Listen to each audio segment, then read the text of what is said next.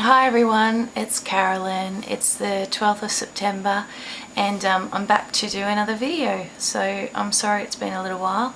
I'm going to try and keep this one maybe split into two because I just did a really long one and I can't download it from my camera. I'm getting a not enough storage message, so I don't know what that's all about and it's frustrating. So if I keep looking over here, I'm just checking the time, so I'll go till about I'll go for about 6 minutes if I can and then do another one.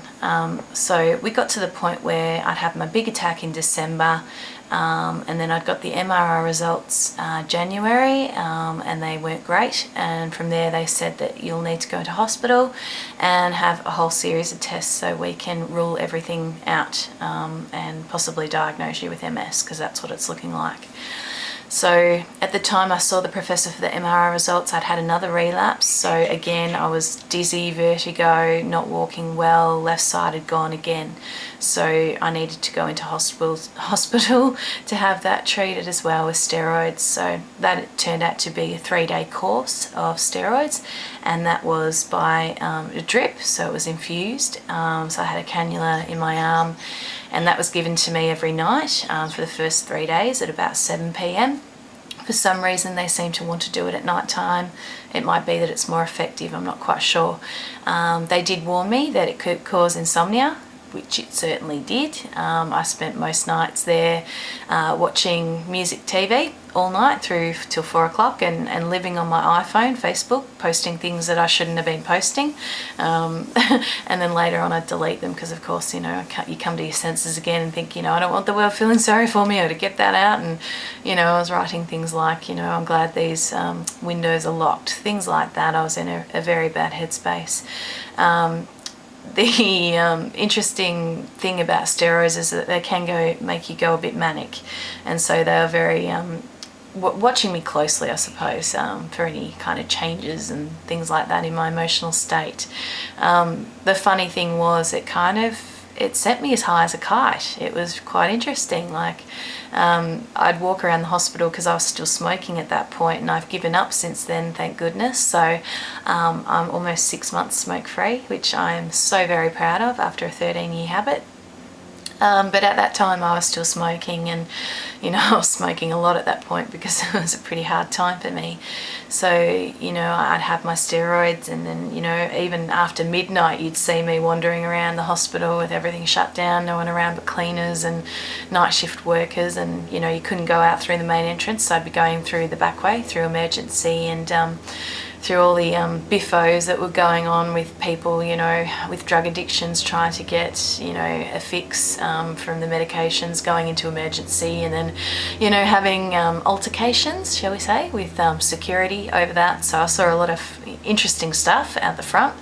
And I met a lot of people too who were quite colourful, and, they obviously had addictions of their own as well as their quite serious, health issues. So you meet some people and you realise maybe things aren't so bad after all. Even though I thought the end of the world was imminent, I did get a flash of, well, thank goodness I'm not like that, every now and then. So that was something, I suppose, in all the misery that surrounded me in that hospital. So yeah, I found myself walking through that hospital with a smile from ear to ear that just wasn't very natural at all. It was induced from the steroids, which was quite funny. So I was like, hello, the world's a great place, and smiling at strangers and watching their reaction, smiling back at me, thinking I'm just this happy girl. But no, it was the steroids. So I can laugh about that now. That was kind of funny. It's probably the only funny thing. And then the next day, I think the real test started. So I had an ECG, and a mountain of blood was taken first of all. So that was for a whole range of stuff.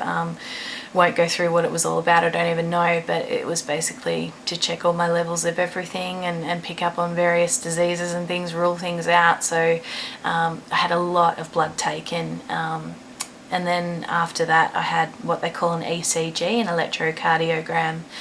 And I think that's about testing your heart and how that's responding to, whether the rate and everything is normal. I don't even remember having that done. I think time goes by and you tend to block things out. Maybe it's a defense, a survival mechanism, but I can't remember having the ECG done, but apparently I would have had little electrodes stuck to me different places and had that done. So yeah, I can't remember it. So I'm sorry I did say this was going to be a useful video, but when I gone to make it, I've realised that my memory of that time is somewhat blurry now, because so much has happened since then, and I guess it's to protect myself as well. So I'm remembering what I can.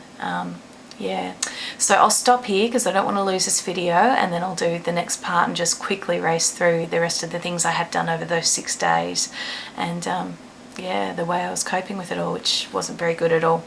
So thanks for listening. Bye.